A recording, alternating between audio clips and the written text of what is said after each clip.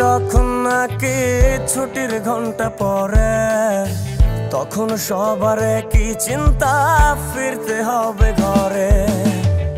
এইভাবে প্রতিটা দিন যায় রে ভাই চলে, এর নাম সবাই নাকি স্কুল জীবন বলে।